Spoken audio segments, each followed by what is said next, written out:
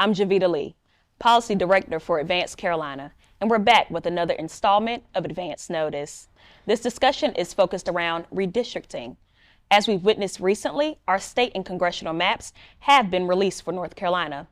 And we are here to discuss exactly what that means for our communities and what that is going to mean going into 2024. Today, I'm joined by three incredible professionals who will each provide their unique perspective in space.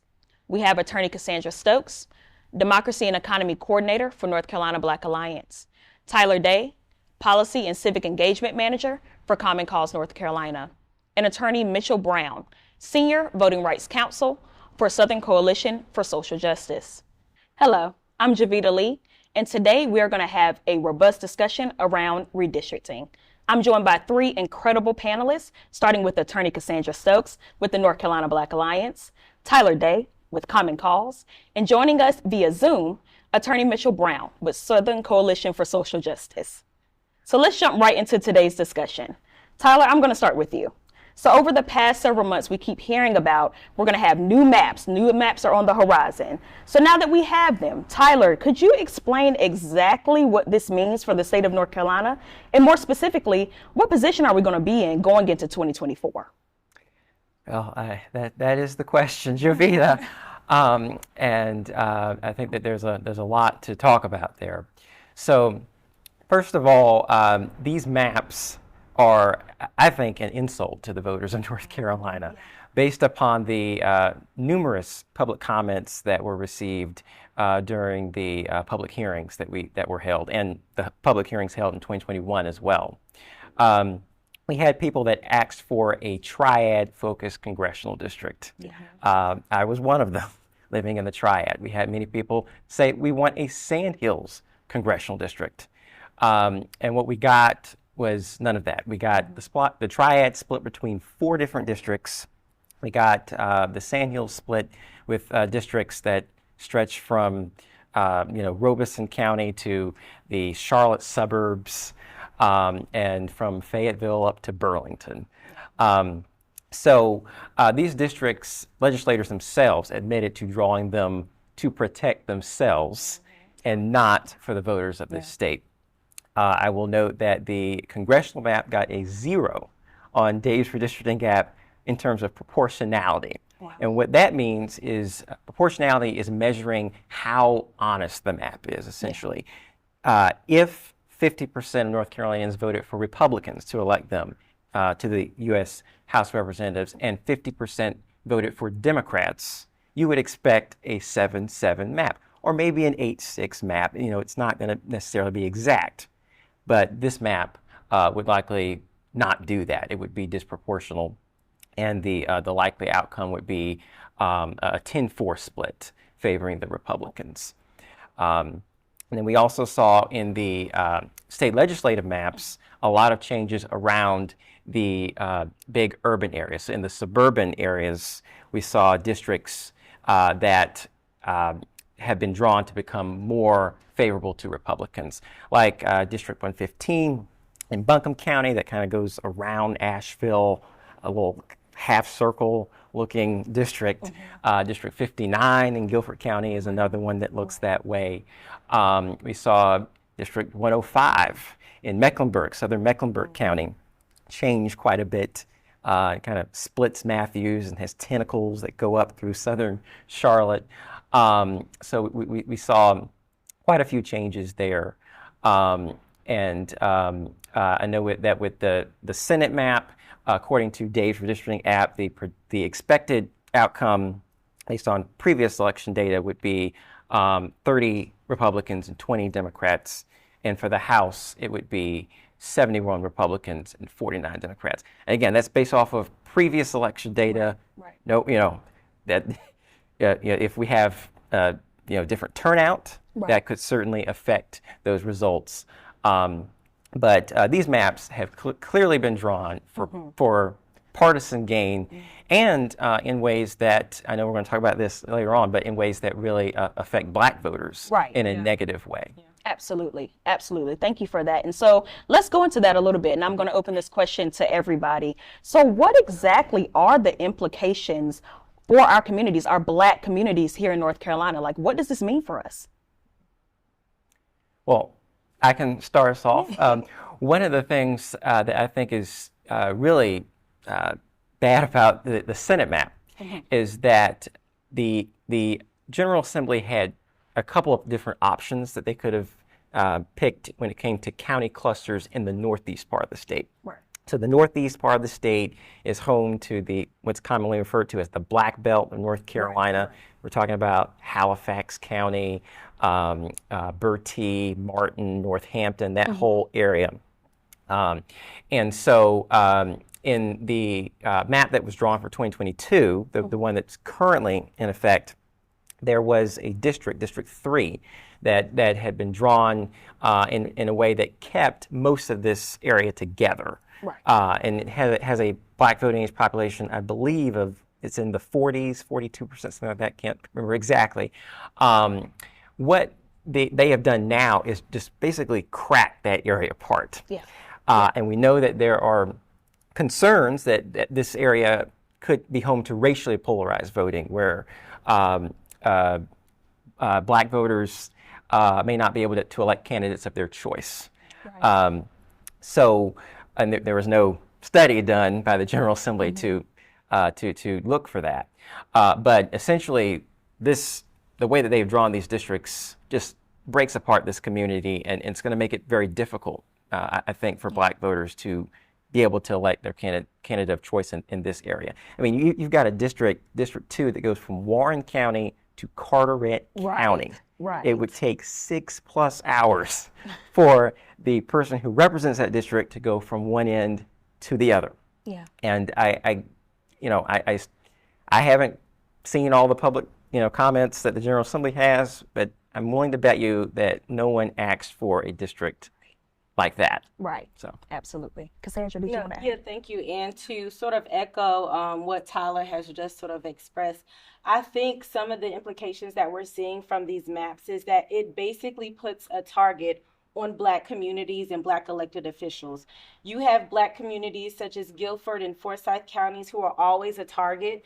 They're always being split into different districts. And more importantly, you're also targeting and drawing out our Black elected officials as well. You have these communities that are not looped in together. And I think when you do that, some of the implications, it's not only just, this election cycle. Right. This is going to last for a couple of years. And most importantly, what this is intentionally doing is that it is silencing Black voices on the issues that impact them the most. And most importantly, it's diluting the Black voting power in North Carolina. Absolutely. So what it does is it's targeting not only Black elected officials, but you're also targeting Black communities as a whole to have a long-term permanent effect. Absolutely. And I want to toss the question also to Mitch. Do you have anything to add around the implications that we're going to see for Black communities now that the new maps have been released? Yeah, thank you for that, Jovita. I echo what Tyler and Cassandra said about the impacts on Black communities. The one point that I would add is that our government is going to be less responsive to the needs of the Black community. And that is going to be an issue. As Cassandra just said, this is going to last multiple years unless it's challenged and unless those maps are changed either by the legislature or by a court. And so the responsive nature of these maps and the elected officials that are going to be elected from it are going to be at issue. We're looking and researching, the impacts of these maps, and we are looking at past election data and voter turnout data, just trying to figure out, what is the exact, what can we predict to be the outcome of these maps? As Tyler said, you have a congressional map that received a score of 0 for proportionality in the Daye's Redistricting app. So the maps are not going to be 7-7. I think the data shows that it's going to be probably 11-3 Republican in the congressional map, and even more drastic in the Senate and the House maps. And so those are issues about responsiveness because, in the 2022 elections, we had maps that were pretty fair, but because the court entered these maps, not because the legislature chose to have these maps. There was a challenge to the 2021 maps that led to the creation of these other maps. And so, we challenged. SCSJ was a part of those legal challenges to those maps. We got better maps, but then the North Carolina Supreme Court decided to change its mind earlier this year and give the legislature a third shot at getting these maps right. And again, they messed up. We're still researching how bad they messed up, but as Tyler pointed out in his overall overview of the maps, they're not good. They're not helpful. But the one thing I will say is that they are partisan gerrymanders, which is allowable under our state law, given the North Carolina Supreme Court's ruling in March of this year. And so we are continuing to fight that fight around partisan gerrymandering and gerrymandering in general. And we'll get into what questions we need to ask about these maps a little bit later. Yeah, absolutely. And I definitely want to stay on this topic a little bit because you kind of prefaced, from the legal perspective, are there any opportunities to challenge these maps? Is there anything that we can take advantage of? Or are there opportunities that we unfortunately can't take advantage of in this time? No, that's a great question. I like to attack this question with a set of three questions.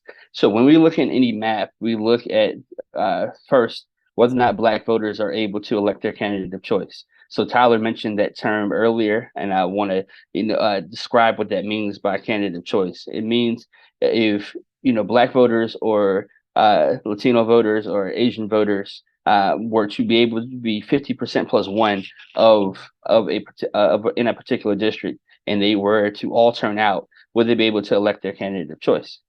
In the context of these maps and looking particularly at Black voters, the first question we have to ask is, are Black voters able to elect their candidates of choice in the congressional map and the state legislative maps?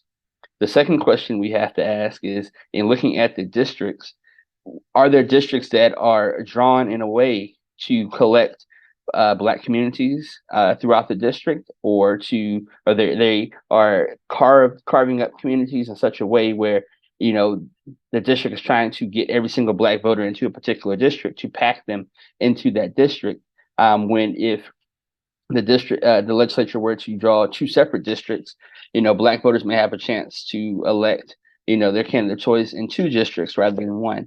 So the second question is, are the districts drawn in a way that carve up Black communities and either pack or crack them into particular districts? And then the third question is, looking at the legislative process itself, with the backdrop of the racist history that North Carolina has in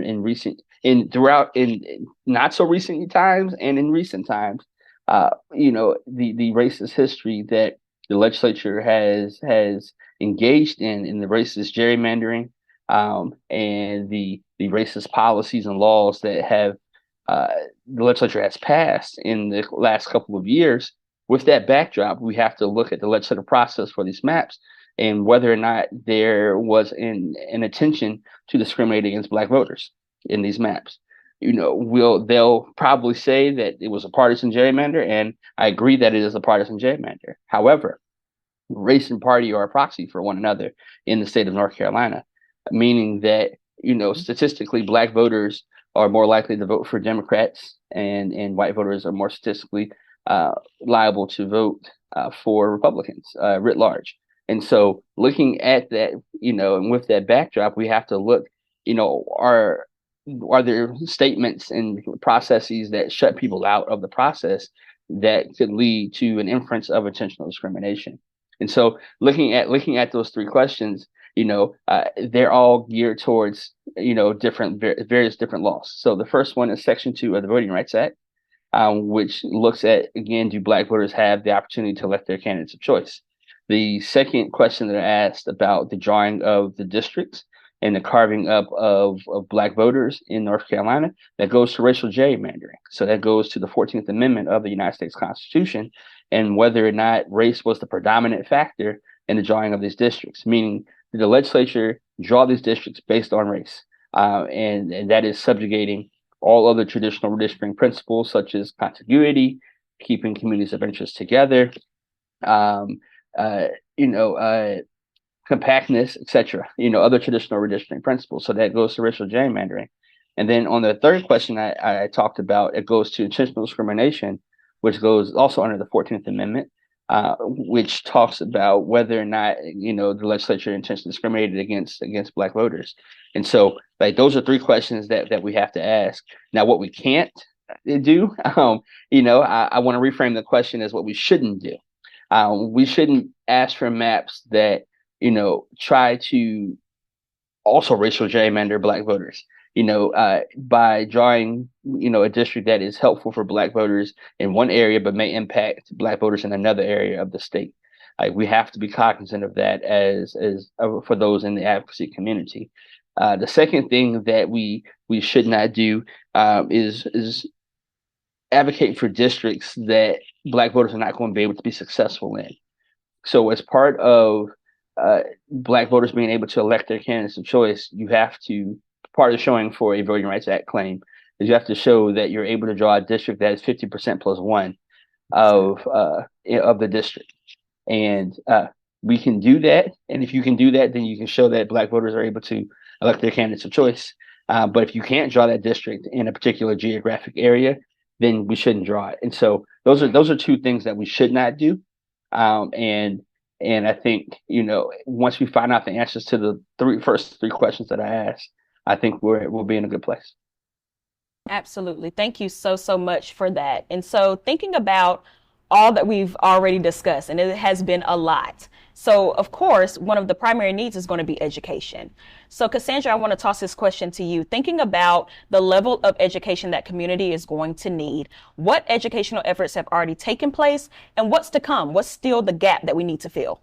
So I think over the past couple of years, Black Alliance, also with the help of, Common Cause and SESJ, we have been super hyper focused on educating specifically our Black communities on what is redistricting, what does this term mean, what does gerrymandering mean, how often does it occur. So I think that's something that we've been doing over the past couple of years to make sure that our communities and that voters are aware of what this means and how this impacts them.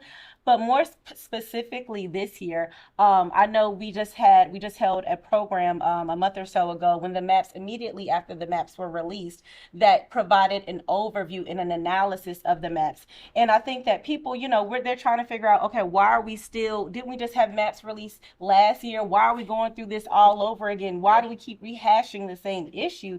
And you have to inform people like, okay, well, this is what the Voting Rights Act means. This is what happens when a decision is overturned the state Supreme Court, and how that impacts you locally, and in how we keep having to rehash this issue every 10 or so years, or why we have to keep redrawing lines, or, oh, now you're in District 3, so now you're in District 1 this year. So I think moving forward, we're going to have to continue to push how relevant redistricting is in communities, why your district has changed, why you might not see some effects from issues that are important or impacting your community. And we're really going to have to push this out over the next couple of years and inform and educate voters, because, again, a lot of people or a lot of communities still are not aware of what redistricting is, how it affects them. And it's going to be something that is going to continuously be a fight over the next couple of years until we get our state back. Absolutely. And so kind of thinking of the education efforts, thinking about what we do have, the information that we do have now, what's the call to action for folks? And this question is for anybody. What's the next steps? What can people do now in this process? I think one thing is just, a lot of people are saying, well, can't we just sue on this? Why can't we sue? That's everyone's always the question or answer. Why can't we just sue on this? Well, it is a process. You do have to have a viable claim, but most importantly, I think one thing that we can do is urge voters to push for our independent redistricting commission, and so that we have a fair and a transparent and an engaged and involved redistricting process. Yeah. And, to add to that, I do want to point out that the current leaders of the General Assembly, Speaker Moore, Senator Berger, supported an independent redistricting commission in 2009 when they were in the minority. Right. So the tables have turned, and things are different. But this is not a partisan issue. This is about community representation. Exactly. And to me, one of the reasons why I'm so passionate about this is because it goes to the heart of where our democracy is all about. In a representative democracy, we elect people from our communities to represent us in the U.S. House of Representatives, in the state legislature in Raleigh.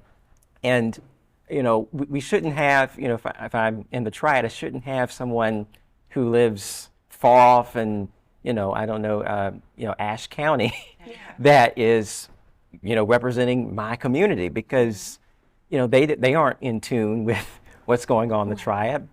And they should have someone representing their area. I mean, that's the way that a representative democracy is supposed to work.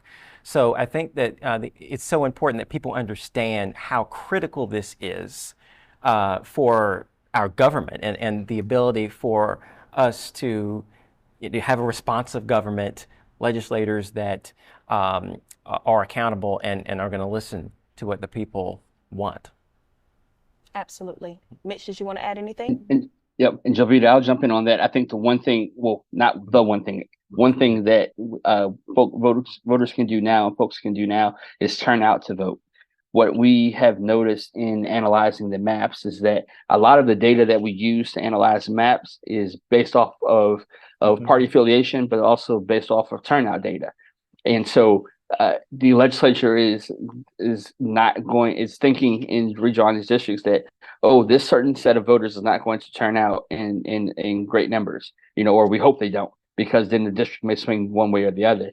And so the more that voters turn out, then the better chance we have, as Black voters to elect Black candidates of choice in our communities. Even in districts that may not be favorable to us as Black voters from a partisan lens or standpoint, whatever your party affiliation is, turnout and letting your voice be heard still is the answer, and it still changes things. Because if we have 100% voters turn out for an election, which would be a dream, in reality, I'm not sure, but it would be a dream.